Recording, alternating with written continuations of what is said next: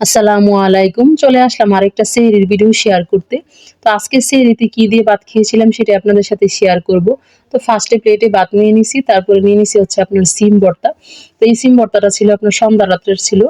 তো এইজন্য আবার একটু ছিল, তো এটাই আবার ট্রাই করছিলাম। তো সিম ভর্তার সাথে আবার নিয়ে নিছি হচ্ছে আপনার আলু ভর্তা। তো ২ টা একসাথে মেখে খেয়ে নিছি। আলহামদুলিল্লাহ অনেক মজা ছিল।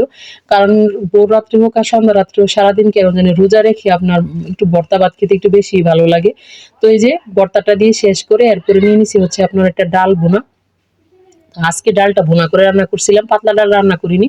কারণ আমার পাতলা ডাল পছন্দ অনেকেই জানেন, কিন্তু আমার ফ্যামিলির অনেকের আবার হচ্ছে ভুনা ডাল পছন্দ।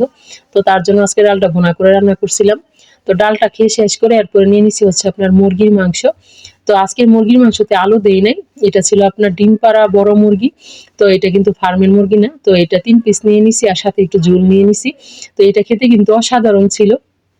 তো এই যে মাংসটা ছিঁড়ে তারপর ঝোলটা দিয়ে মেখে একসাথে নিয়ে নিছি।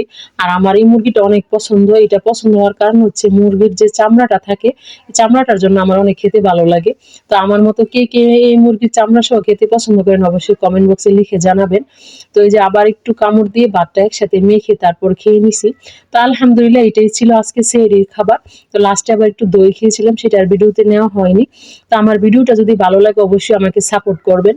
আর ভিডিওতে অবশ্যই সুন্দর একটা কমেন্ট করবেন এবং লাইক দিতে ভুলবেন না। আর পারলে আপনার বন্ধু-বান্ধব সবার আত্মীয়স্বজনের মধ্যে ভিডিওটা একটু শেয়ার করে দিবেন।